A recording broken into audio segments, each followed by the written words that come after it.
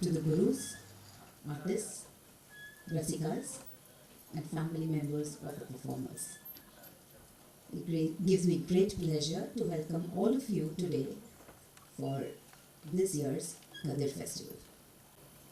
We have, at the beginning, a lecture by Dr. Meenakshi Iyer Gangopadhyay, who will enlighten us about tradition in Indian classical dance with special reference to the concept of Bhakti and its relevance today.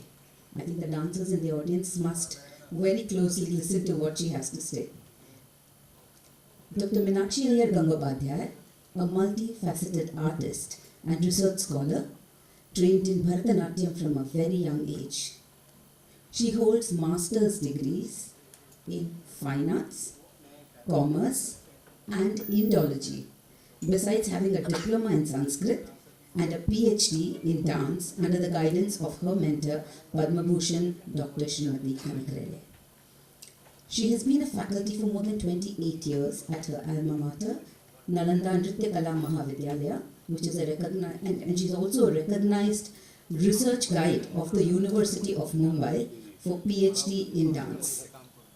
She has performed all over India with the Nalanda troupe and has trained several students for their arangetams and performances. She has also choreographed several traditional solo pieces as well as dance ballets.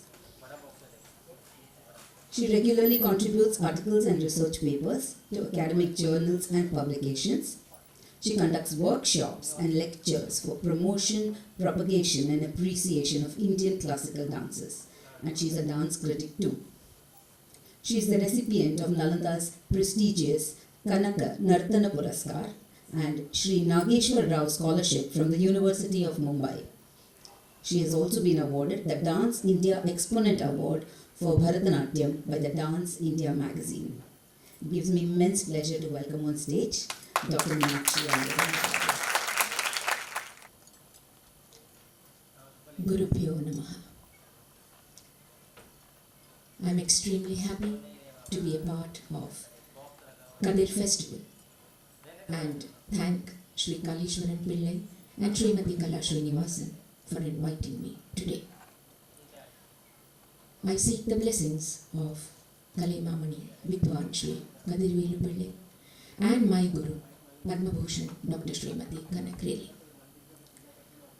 I shall be sharing my thoughts today on tradition of Indian classical dance with special reference to the concept of Bhakti, its relevance today. Whenever we artists have to present a new creative work, we are always in self-doubt. We are anxious, thinking whether our efforts will be well received, accepted, or whether it will be rejected, criticized. Kalidasa, the doyen of Sanskrit literature, too had the same anxiety almost 1500 years ago.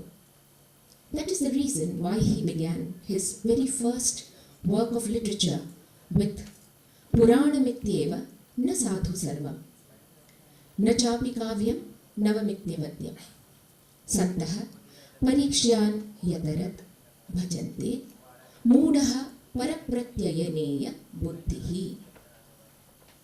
He says in his Malavikagnimitra, the very first dramatic work of Kalidasa, he says, all poems are not good because they are old. All poems are not bad because they are new. Good and wise people examine both the old and the new, and then they decide whether a poem is good or bad. But only moodhaha, fools, will be blindly led by what others say. Later, of course, the genius Kalidasa came to be recognized as the master of all poets, Kavi Kulaguru, and is today considered to be one of the finest of the classical poets.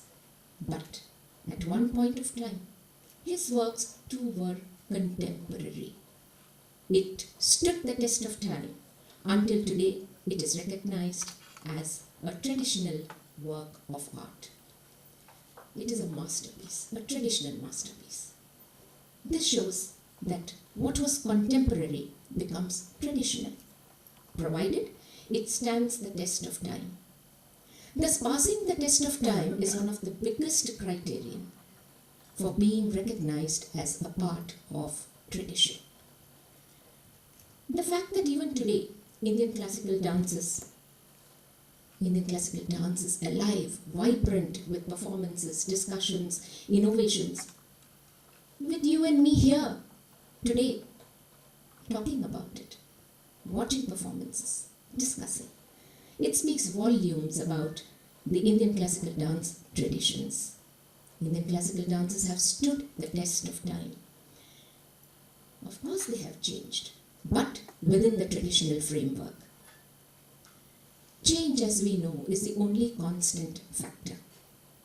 And tradition is a flow. It is not stagnant. There is a change happening in traditions also, but with its roots intact. Similar to the great banyan tree. The roots are firm, the tree has branches, flowers, similar to the blossoming of a tradition. Also, it must be noted that in one tree, no one flower is similar. They all belong to the same tree, but yet each is different. They have common roots. Indian classical dance too has a classical tradition, the marga that we call. They all have the same roots. They all can be linked to the Natya Shastra, which is the marga or the classical tradition. And the different classical dance styles as we see them today, they are the regional or the Deshi variations. They are like those flowers of the huge banyan tree having common roots. The classical dances, each one of them is different from the other. They don't look similar, but they are bound by a common tradition. They have their own identities, similar to the offspring, who takes the attributes of his or her own parents, but they have their own individuality. Dance was one of the 16 forms of worship, Shodashopacharas, the different rituals that were performed in the temple during the Bhakti movement. Classical dance became one of the medium of prayer, of offering prayer to the Lord. Later, as we know, it moved out of the temple onto the stage. Slowly, this spirit or atmosphere of the temple was brought to the auditorium. That is why we see, for example, always the image of Nataraja placed on one side of the stage. It's kept on one side of the stage so that the environment of the temple is created in the auditorium, implying that now the stage is the temple. One can observe that although the venue has changed, venue has shifted, but the essence of the art form, the tradition of Bhakti, did not change. Classical dance moving out of the temple premises is the change that happened, but its adherence to Bhakti is the tradition. Bhakti began as a movement in southern India, and it emerged in forms like Bhakti towards Lord Shiva, Bhakti towards Lord Vishnu, giving rise to the concept of Shaivism, Vaishnavism. And today we see that many of the poems which are written by these Nayanmars and Alvars form the content of Bharatanatyam. The Sahitya or the lyrics that are used in Bharatanatyam, they have a deeper meaning to convey. They are not just romantic songs.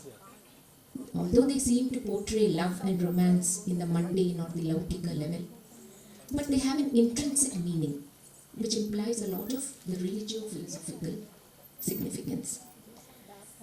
The song may seem to revolve around the Nayaka, Nayika, Sakhi, but philosophically at the Alaukika level, they are representations of the Paramatma, Jivatma and the Sakhi and the Guru.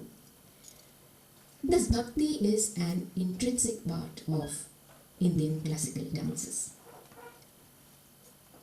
At a certain point of time, when the classical dances were a part of the temples, performed by the Devadasis, it was but natural that such themes of Bhakti, apart from the secular themes, were a prominent part of the dance repertoire. But even when the classical dances moved out of the temples, the content continued to remain the same. This shows that the adherence of the classical dances to Bhakti remains intact despite the changes in venues. All Indian art forms are both entertainment as well as educational, and this applies to Indian classical dance as well. The thematic content of the classical dances are mostly our Puranas, mythology, our epics. And these mythological stories are not just sources of entertainment, because who does not like to listen to a story? From childhood we have been hearing stories and we have been taught, and unconsciously we have imbibed the learnings, teachings from these stories. But these stories, as we know, were always the fountainhead of knowledge and wisdom. They were the wisdom of life itself. So they went beyond the purpose. The art forms went beyond the purpose of just entertainment, and they gave life lessons. And today, in a broader perspective, we can say that they are edutainment, education as well as entertainment. Thus, it is not only the thematic content of Indian classical dances that are related to the concept of Bhakti, but also the form of the classical dances. The movements of each and every classical dance does not just appeal to the eye, it is not just a visual treat, but they have a deeper significance. The body of the dancer is like a flower that is offered at the feet of the Lord. This idea is best expressed by the world-renowned Bharatanatyam dancer, Bala Saraswati. She envisaged the entire repertoire of Bharatanatyam as the structure of the great temple. She describes the progress of the dancer performing each item of the repertoire in the sequential order from the Alaripu to the Tillana as a lofty journey that is undertaken by the Bhakta from the entrance of the temple to the Garbhagruha, the Sanctum Sanctorum. She says that while performing the Alaripu, it is as if the dancer, the Bhakta, is entering the Gopuram, the outer hall. When she is performing the Jadiswaram, she is crossing the Ardha Mandapam, the halfway hall. The Shabdam is crossing the Mandapam, or the great hall. And then comes the Varnam, the most challenging of the Bharatanatyam items, which has a judicious and a aesthetic blend of Nritta and Abhinaya, which gives the dancer total freedom for expression and expansion of ideas and thoughts. So performing the Varnam is like nearing the sanctum, the holy place. Always we know that the place very close to the Garbhagruha is extremely pious, pure. And then comes the Padam. To perform the Padam, you need a lot of maturity, emotional maturity, intellectual maturity. The Abhinaya is not superficial. There is great depth in the portrayal of the Abhinaya of Padam, of interpreting the words of the Sahitya of a Padam. So, this is as if one has entered the Sanctum Sanctorum. We are closer, nearer to God. So there is the dark inner Sanctum Sanctorum, which is very quiet. And then the Tillana. It is like that Divaradhana, where you have the camphor burning. Suddenly the dark space becomes full of light, divine light, which is not just the light of the camphor burning. So it is this final burning of the camphor is what the Tillana expresses. What a magnificent thought by this dancer for whom dance would not just have been a futile exercise of the body and the mind, but a journey of the soul. So, where in Indian classical dance do we see Bhakti? What is the relevance of Bhakti in today's context? As mentioned earlier, dance was a part of temple rituals. A visit to the temple was a part of everyday routine of the people in the earlier times. Worship was definitely an integral part of the lives of the people. In every home, there is a special place which we call as the puja room, or a special corner where we try to attain that peace which is not found in the mundane, monotonous, mechanical journey of our lives. So all these rituals are performed even in the homes, but at a smaller level. This small place of worship in homes were the micro representations of the worship that was performed in the temples, which was at a macro level. So with the passage of time, Bhakti was not limited only to the rituals that were performed in the temples. The beginnings of change could be observed when the same Bhakti was brought to the temples, to the smaller shrines in homes. The same Shodashopacharas which were performed in the temples were now performed with the same fervor of Bhakti at what I would prefer to call the home temples. So, although the venue changed, the same atmosphere of the temple got created at the home temple.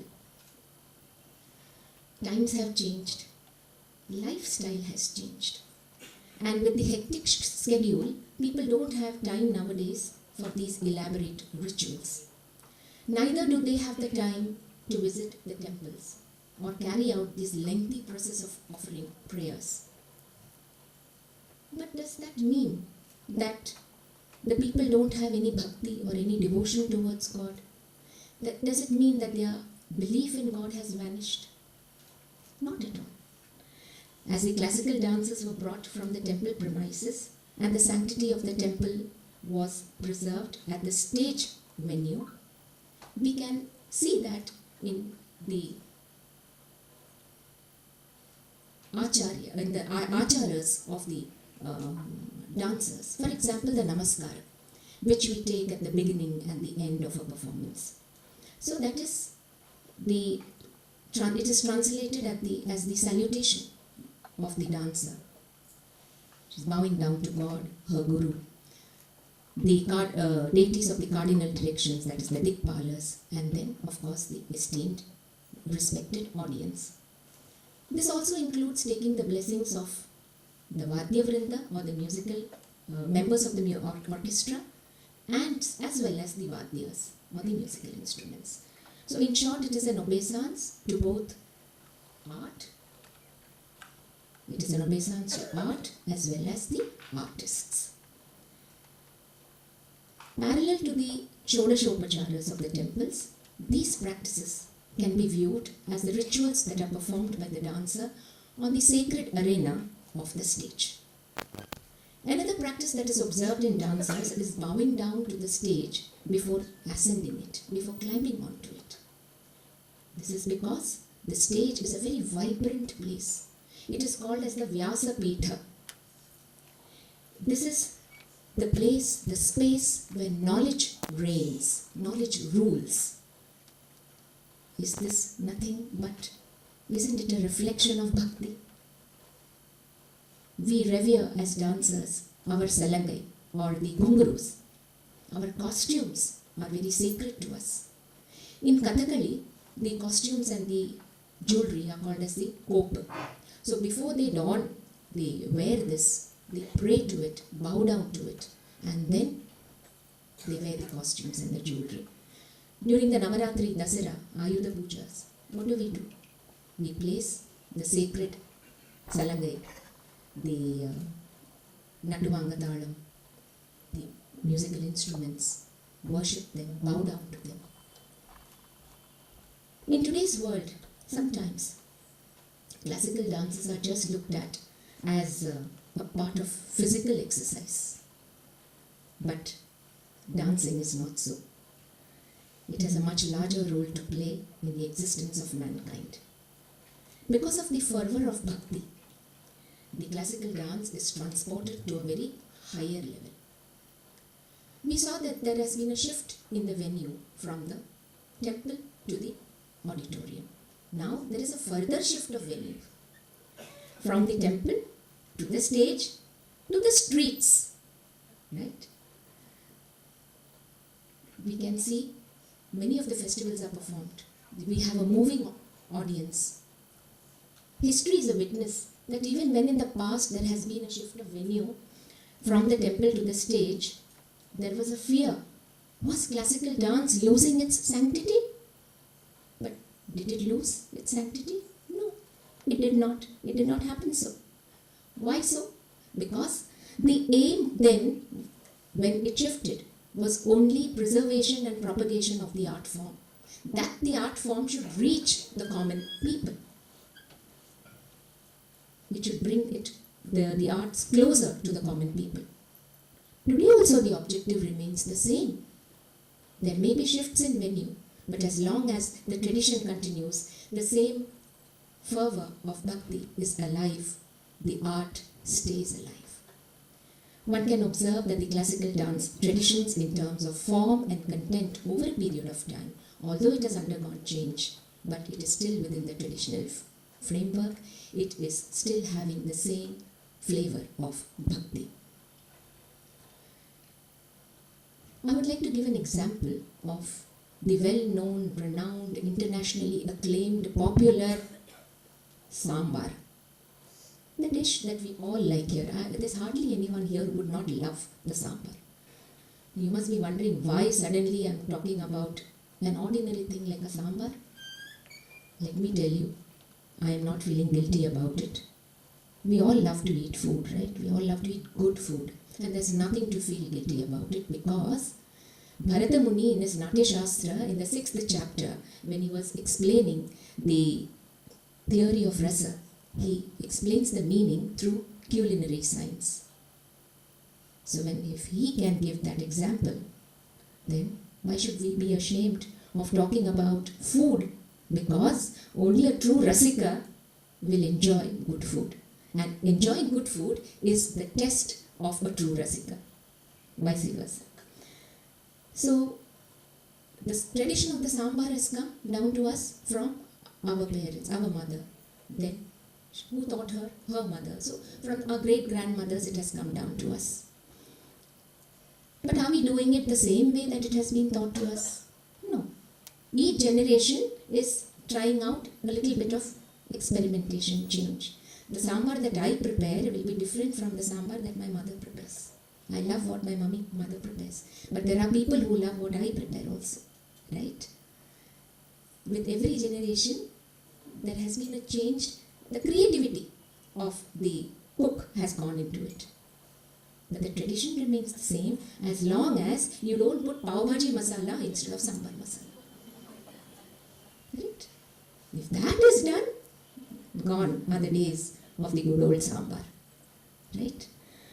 So today also, Bhakti is not only a part of our Indian classical dance, but if we look around, we can understand that it is and it should be a part and parcel of our everyday activity, of our everyday lives.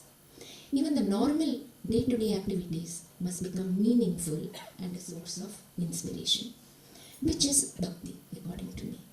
Any activity performed with total surrender, faith, honesty, with love, respect, can be defined in today's terms as Bhakti. The one who is revered and the one who is offering his reverence, both become one. There is no duality. And there is only oneness. And this oneness is Bhakti. Let us then share this great tradition that has come down to us, that has been passed on to us. Let us share it with the next generation, with total faith, surrender, devotion, honesty, dedication, and great joy. I'm indeed very happy that the tradition of Guruji is being carried forward by Kalishwaran and Dakshinamurti, and many and several of their students who I'm sure will carry forward this tradition. Today, I have shared my thoughts with you all with total bhakti.